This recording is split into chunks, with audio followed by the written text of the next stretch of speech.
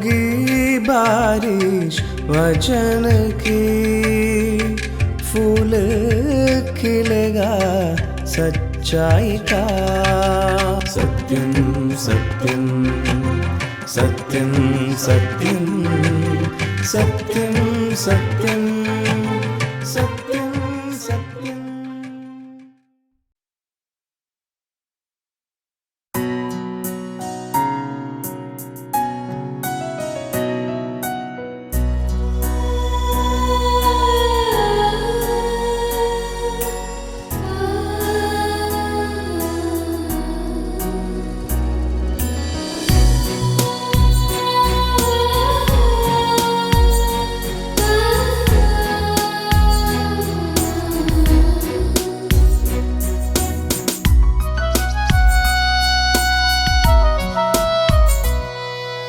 खुदावन के खौफ में रहता है जो, उसकी ही राहों पे चलता है जो। खुदावन के खौफ में रहता है जो, उसकी ही राहों पे चलता है जो। अपनी मेहनत का फल वो पाएगा, अपनी मेहनत का फल वो पाएगा। होगा वो मुबारक, बरकत पाएगा। मुबारक वो शख्स है, मुबारक, मुबारक वो शख्स है, मुबारक।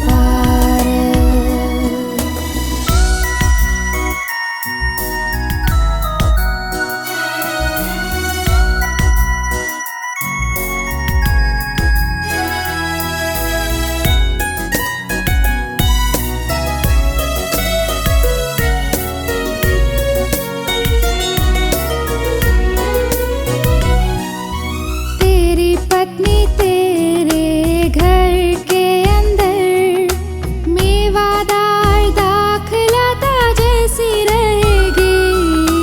तेरे दस्तरखान पे तेरी औलाद जैतून के पौधों की मानिंद रहेगी। ऐसी बरकत उसी को मिलेगी जो कि खुदा से डरता है। अपनी मेहनत का फल वो पाएगा, अपनी मेहनत का फल वो पाएगा। होगा वो मुबारक, बरकत पाएगा। मुबारक वो शख्स है, मुबारक, मुबारक वो शख्स है, मुबारक।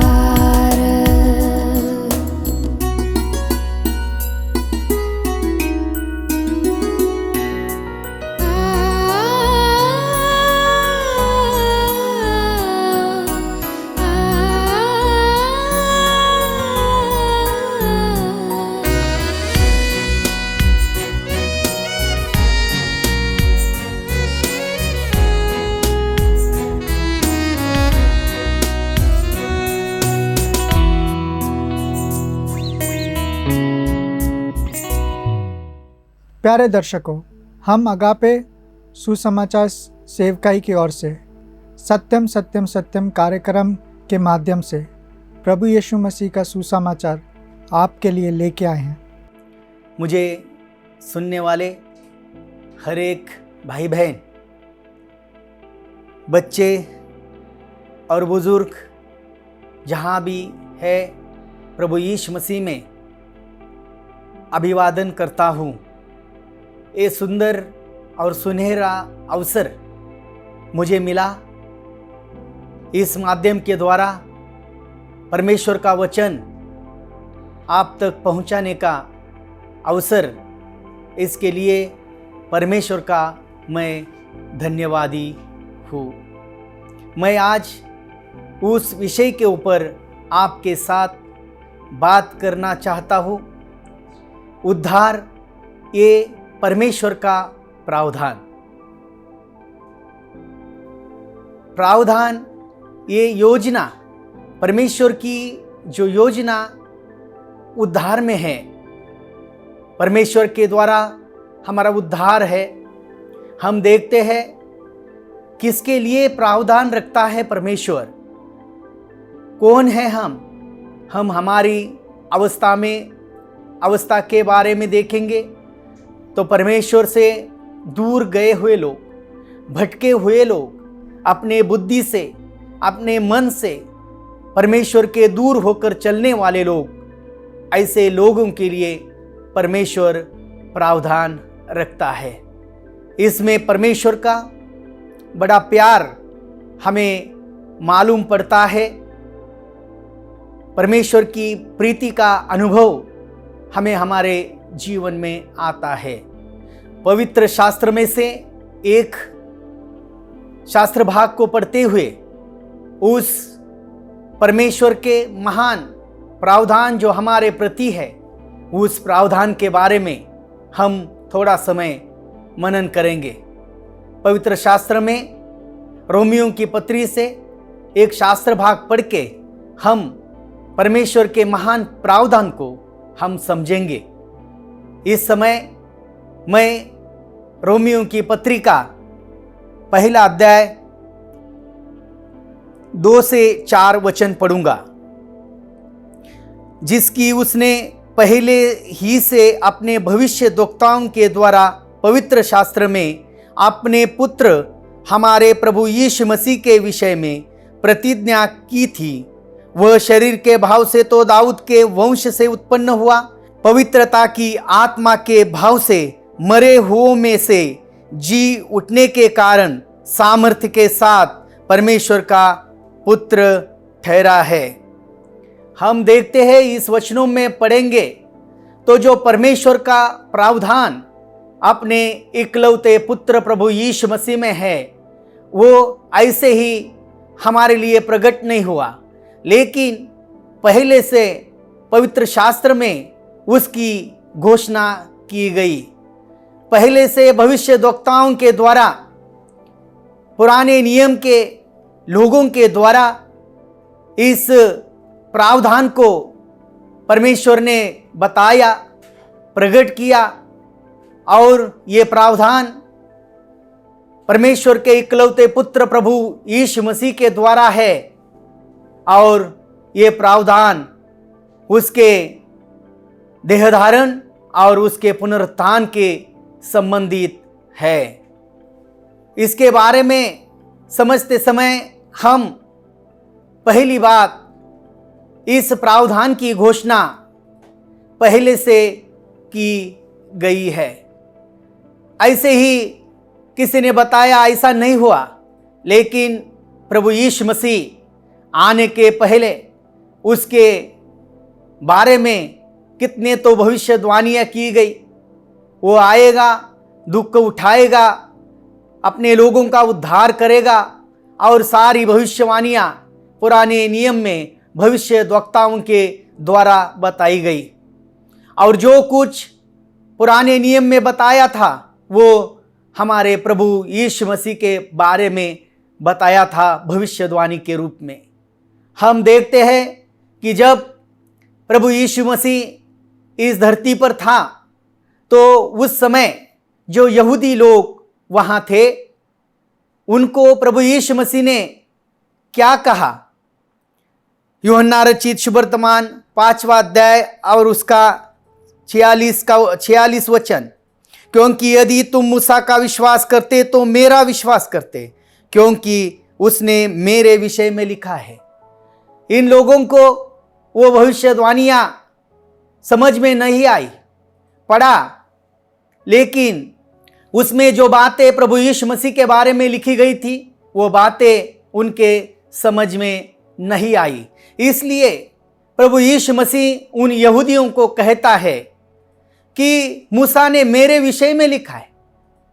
आगे अम्माउस के रास्ते पर उसके चेले जा रहे थे। उसके चेले जाते समय प्रभु यीशु मसीह उनको प्रकट हुआ, और उनको प्रकट होके उनको भी ये बातें समझ में नहीं आई कि प्रभु यीशु मसीह आने वाला है, इंसान का पाप अपने ऊपर लेकर मारा जाने वाला है, गाड़ा जाने वाला है और जीवित उठने वाला है। तो ये बातें उन चेलों को में समझ में नहीं आई थी, इसलिए प्रभु ने उन चेलों को कहा, लूका रचित शुभवर्तमान के 24वें अध्याय के 25वें वचन में, लूका रचित शुभवर्तमान के 24वें अध्याय के 25वें वचन में, तब उसने उनसे कहा, हे निर्बुद्धियों और भविष्यद्वक्ताओं की बातों पर विश्वास करने में मंदमतियों। प्रभु यीशु मसीह ने उनको मंदमतियों कहा, निर्बुद्धियों कहा, क्योंकि वो बातें उनके समझ में नहीं आई। इसलिए जो पुराने नियम में जो लिखा था, पूरा प्रभु यीशु मसीह के बारे में लिखा है। हम देखते हैं जो भविष्यवाणियाँ हुई और जो प्रभु यीशु मसीह के बारे में वहाँ उस भविष्यवाणी के द्वारा बोला गया था। हम पुराने नियम में देखते हैं, कहा गया कि जो जीवात्मा पाप करेगा वो मरेगा, जो पाप करेगा वो मरेगा।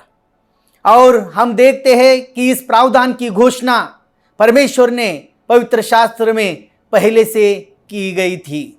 हम देखते हैं इंसान, हम हमारे पापों में मरे हुए थे, लेकिन हम देखते हैं प्रभु यीशु मसीह ने हमें जिलाया।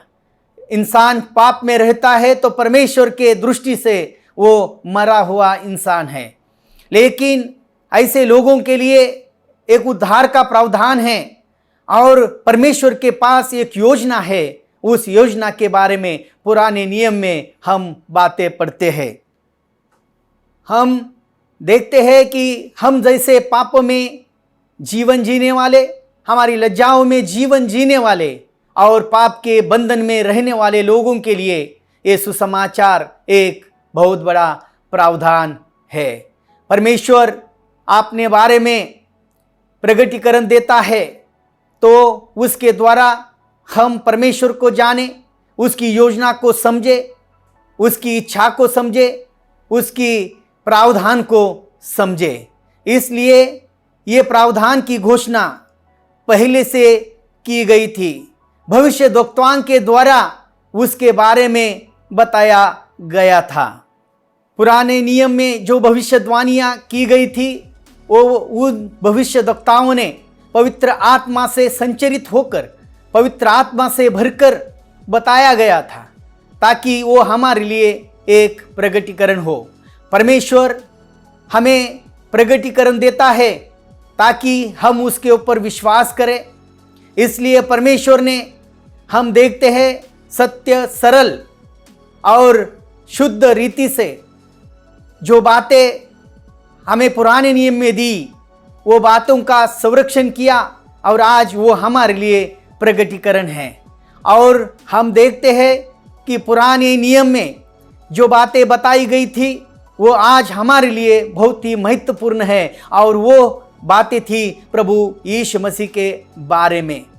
हम ताकि उस प्रगटीकरण के ऊपर विश्वास करें, परमेश्वर की इच्छा को जाने और ये जो सुसमाचार या ये प्रावधान है उस परमेश्वर के इकलौते बेटे के बारे में है, उसका नाम है प्रभु यीशु मसीह।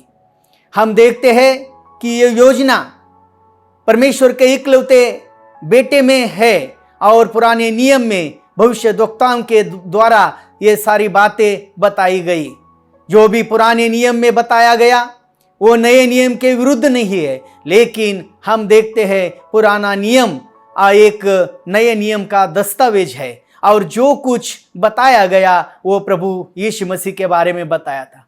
ये सुसमाचार, ये प्रावधान किसी एक संस्था या किसी एक वर्ग के बारे में नहीं, लेकिन ये सुसमाचार है अपने इकलौते बेटे प्रभु यीशु मसीह के बारे में। परमेश्वर का इकलौता बेटा प्रभु यीशु मसीह जो पूर्ण परमेश्वर और पूर्ण मनुष्य है। वो प्रभु यीशु मसीह के बारे में ये प्रावधान था जिसकी घोषणा, जिसकी प्रतिज्ञा पुराने नियम में की गई थी। और जो कुछ भविष्यद्वक्ताओं के बारे में बताया, उन्होंने बताया था, भविष्यद्वक्ताओं ने जो बताया था वो प्रभु यीशु मसीह के बारे में था। और दूसरी बात, इस वचन में हम देखते हैं रोमियो 1:3-4 में, अपने पुत्र हमारे प्रभु यीशु मसीह के बारे में प्रतिज्ञा की थी, वो शरीर के भाव से तो दाऊद के वंश से उत्पन्न हुआ। वो प्रावधान जो प्रभु यीशु मसीह के बारे में है, पहली बात हमने देखा इस प्रावधान की घोषणा पुराने नियम में की गई। अचानक से ये हुई बात नहीं थी, पहले से ही, जैसे हम देखते हैं उत्पत्ति की किताब से परमेश्वर उस योजना को, उस प्रगटीकरण को उजागर करते करते आया है। और उस जो समय पूरा हुआ तो हम देखते हैं कि यीशु मसीह स्त्री की संतान बनकर इस दुनिया में जन्म ले लिया। ये प्रावधान जो है वो उसके इकलौते पुत्र प्रभु यीशु मसीह के बारे में है। हम देखते हैं कि कुछ साल पहले, बहुत साल हो गए, जब इस संसार ने चांद के ऊपर पहला मनुष्य भेजा। हम देखते हैं वो लोग वहाँ गए, वहाँ की तस्वीरें भेजी और उनको वहाँ क्या मिला, तो वो पत्थर वहाँ से लेकर आए। लेकिन कितना इस संसार अचंभित हुआ, कितना अद्भुत बात उनको लगा। इसकी तुलना से 2022 साल पहले स्वर्ग ने इस धरती पर एक मनुष्य को भेजा। वो परमेश्वर का इकलौता पुत्र प्रभु यीशु मसीह इस धरती पर आया।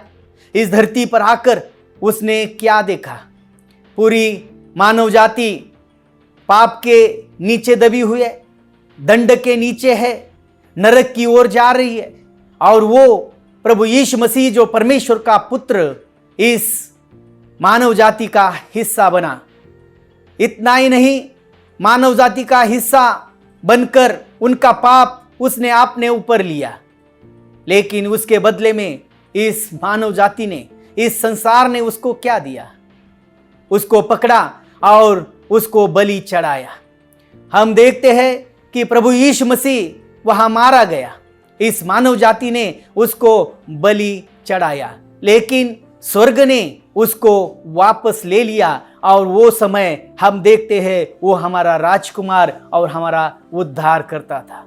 वो प्रभु यीशु मसीह जो एक मनुष्य स्वर्ग में है, वो हम देखते हैं प्रभु यीशु मसीह हमारी दुर्बलताओं को और भावनाओं को उसने महसूस किया। आज जिसने हमारी भावनाओं को, दुर्बलताओं को महसूस किया, वो प्रभु यीशु मसीह स्वर्ग में है। ये प्रावधान जो परमेश्वर का हमारे लिए है, वो उसके इकलौते बेटे प्रभु यीशु मसीह में है। वो मनुष्य जो हमारे बीच में था लेकिन पाप से अपरिचित था। इसलिए दूसरे कोरिन्थियों में हम क्या पढ़ते हैं? 5वां अध्याय और उसका 21वां वचन, जो पाप से अज्ञात था उसी को उसने हमारे लिए पाप ठहराया कि हम उसमें होकर परमेश्वर की धार्मिकता बन जाए। जो पाप से अज्ञात था, कौन पाप से अज्ञात था? प्रभु यीशु मसीह जो परमेश्वर का इकलौता पुत्र पाप से अज्ञात था, उसी को उसने पाप ठहराया। और वही मनुष्य जो पाप से अज्ञात था, हम देखते हैं दाऊद की संतान करके उसने जन्म लिया। शरीर के भाव से वो दाऊद की संतान करके उसने जन्म लिया। वो मनुष्य में सच्चा मनुष्य था लेकिन पाप से अपरिचित था। पाप उसने देखा नहीं था, पाप उसने किया नहीं था, उसके मन में कुछ कपट नहीं था। और ऐसा एक परमेश्वर का इकलौता पुत्र प्रभु यीशु मसीह जो पूर्ण परमेश्वर और पूर्ण मनुष्य था और हमारे बीच में उसने देहधारी होकर डेरा दिया। वो अनुग्रह और सत्य से परिपूर्ण था, वो हमारा प्रभु यीशु मसीह। और ये सुसमाचार उस प्रभु यीशु मसीह के बारे में है जो परमेश्वर का इकलौता पुत्र है। इसलिए कि हम उस परमेश्वर के इकलौते पुत्र के ऊपर विश्वास करें और अनंत जीवन पाए। हमारे जीवन में उस प्रभु यीशु मसीह को हम पहचानते हैं, प्रभु यीशु मसीह को हम जानते हैं, उसके पास हम आते हैं और हमारे पापों को कबूल करके उसको हम कबूल करते हैं कि मैं पापी हूँ और मेरे बदले में वो मारा गया, गाड़ा गया, तीसरे दिन जीवित उठा। हृदय के साथ विश्वास करते हैं तो हम उस परमेश्वर के प्रावधान का भाग बनते हैं, जो प्रावधान परमेश्वर ने अपने इकलौते पुत्र प्रभु यीशु मसीह ने इस संसार के लिए किया गया है। परमेश्वर ने ये बड़ा प्रावधान हमारे लिए किया। हम कुछ उसके लिए लायक नहीं थे, लेकिन हम देखते हैं परमेश्वर ने कितना बड़ा कार्य हमारे लिए किया। उस प्रावधान का हम भाग बनते हैं उस प्रभु यीशु मसीह के ऊपर विश्वास करते हुए। और तीसरी बात हम देखते हैं कि यह प्रावधान उस प्रभु यीशु मसीह के देह धारण और उसके मृत्यु से संदर्भ में है। हम जैसे रोमियो की पत्री 1:3-4 में पढ़ा, अपने पुत्र हमारे प्रभु यीशु मसीह के विषय में प्रतिज्ञा की थी, वह शरीर के भाव से तो दाऊद के वंश से उत्पन्न हुआ, पवित्रता की आत्मा के भाव से मरे हुओं में से जी उठने के कारण सामर्थ्य के साथ परमेश्वर का पुत्र ठहरा।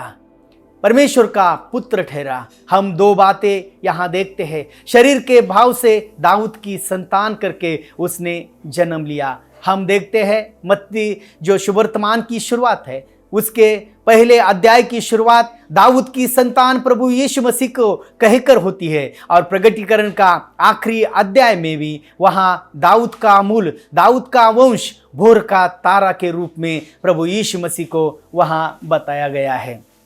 जैसे हम देखते हैं कि मत्ती का पहला अध्याय में दाऊद की संतान प्रभु यीशु मसीह को बताया, और प्रगटीकरण का 22वें अध्याय में दाऊद का मूल, दाऊद का वंश और वहाँ भोर का तारा के रूप में प्रभु यीशु मसीह को बताया। हम देखते हैं कि ये उद्धार का प्रावधान प्रभु यीशु मसीह का देह धारण और पुनरुत्थान से संदर्भ में है। हम देखते हैं स्वर्गीय मनुष्य इस धरती पर आया और उसने देखा कि ये दुनिया, ये संसार पाप के बंधन से दबी हुई है, नरक के दंड के नीचे दबे हुए हैं, और वहाँ इनकी जगह उसने ले ली। और हम देखते हैं हम यहाँ आकर हमारी जगह उसने ले ली, हमारा पाप अपने ऊपर ले लिया, हमारी दुर्बलताओं को, भावनाओं को समझा, और आज भी स्वर्ग में हमारा उद्धार करता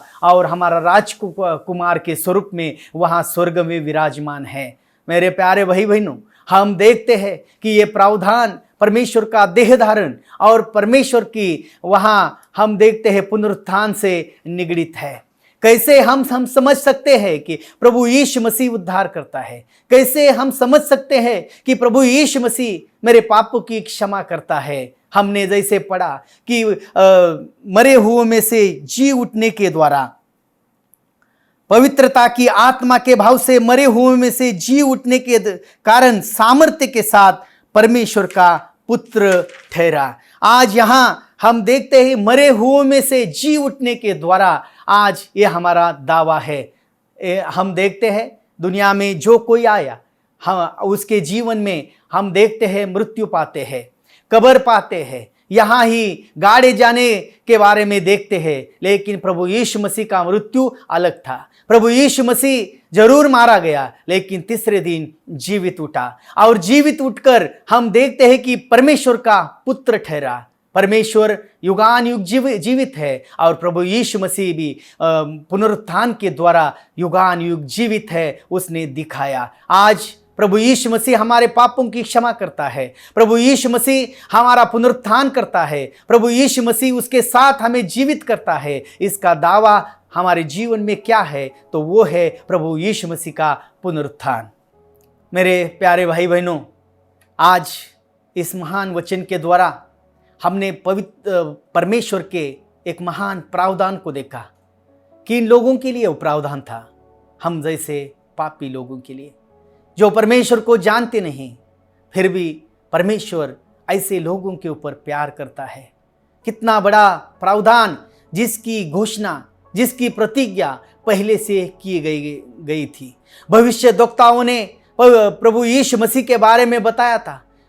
परमेश्वर ने उनके द्वारा हमें प्रगटीकरण दिया था ताकि हम उसके ऊपर भरोसा करें, परमेश्वर की राय को पहचानें। आज उस प्रावधान को समझे जिसकी पहले से घोषणा हुई थी, और ये प्रावधान पूरा करने के लिए उसका इकलौता बेटा उसको आगे करना पड़ा। परमेश्वर ने आप ले इकलौते बेटे को आगे किया। हमारा मृत्यु, हमारा जो मृत्यु उसके ऊपर डाला, हमारा पाप उसके ऊपर डाला, वो हमारे लिए मारा गया, गाड़ा गया, तीसरे दिन जीवित उठा। आज हम उस प्रभु यीशु मसीह के ऊपर विश्वास करेंगे। जहां भी हम हैं उस प्रभु यीशु मसीह को समझे, उस प्रभु यीशु मसीह को जाने और अनंत जीवन पाए।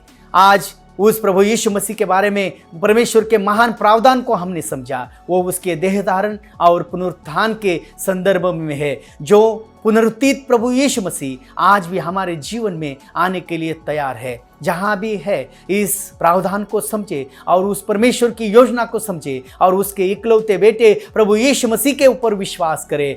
हे परमेश्वर, मैं पापी हूँ और मेरे बदले में तेरा इकलौता बेटा प्रभु यीशु मसीह मारा गया, गाड़ा गया, तीसरे दिन जीवित उठा। मैं विश्वास करता हूँ, मेरे पापों की क्षमा करना, मुझे आज तेरी संतान बनाना। परमेश्वर आज हमें उसकी संतान बनाएगा। प्रभु हमें अनुग्रह दे, आशीष करे। इस समय हम प्रार्थना करेंगे। हमारे उद्धारकर्ता, अनुग्रहकारी, स्वर्ग के और पृथ्वी के स्वामी, अगम में ज्योति में रहने वाले पिता, सृष्टि के निर्माण करता, हम तेरे नाम को धन्यवाद देते हैं। इस समय प्रभु इस माध्यम के द्वारा तेरा वचन लोगों तक पहुंचाने के लिए जो अवसर मिला, इसके लिए मैं धन्यवाद देता हूं, आभारी हूं। और आज परमेश्वर के महान प्रावधान को आज तेरे प्रकाश में, पवित्र आत्मा की प्रकाश में हमारे लिए उजागर किया। जो योजना पहले से भविष्यद्वक्ताओं के द्वारा प्रकट की गई थी, जिसकी वो योजना को प्रभु यीशु मसीह में पूरा किया और उसके देह धारण और उसके पुनरुत्थान के बारे में ये योजना थी। और वो योजना प्रभु यीशु मसीह में हमारे लिए पूरी की और हमें उद्धार मिलने के लिए आपने अनुग्रह दिया। आज सुनने वाले भाई बहनों के जीवन में पवित्र आत्मा का कार्य हो और प्रभु यीशु मसीह को जानकर अपने जीवन में उद्धार पाने के लिए तेरा अनुग्रह सबके ऊपर बनाया रखना। प्रभु जी, ये सारी महिमा आदर हम आपके नाम को देते हैं और यह प्रार्थना को मांगते उद्धार करता प्यारे प्रभु यीशु मसीह के द्वारा, आमीन। हम आशा करते हैं कि ये संदेश आपके लिए आशीष का कारण बना है। यदि आप प्रभु यीशु मसीह के बारे में या बाइबल के बातें के विषयों के बारे में अधिक जानकारी लेना चाहते हैं या आपके समस्या के बारे में आप प्रार्थना रखना चाहते हैं या कोई सुझाव हमारे पास बताना चाहते हैं, तो हमारे पते पे आप ज़रूर लिखिए। हमारा पता है अगापे गॉस्पेल मिनिस्ट्री, 87 मैत्री नगर, कोलम 691002। हमारा ईमेल आईडी है satyamsatyamai@gmail.com। आप हमें फ़ोन या व्हाट्सएप के माध्यम से भी संपर्क कर सकते हैं। हमारा फ़ोन नंबर है 7898160067 या फिर 9960156585 पर भी संपर्क कर सकते हैं। इस प्रकार के संदेश को और भी सुनने के लिए हमारे YouTube चैनल सत्यम सत्यमय या हमारे Facebook पेज सत्यम सत्यमय पर जाएं। परमेश्वर आप सबको आशीषित करे। होगी बारिश वचन की, फूल खिलेगा सच्चाई का। सत्यम सत्यम सत्यम सत्यम सत्यम सत्यम सत्यम।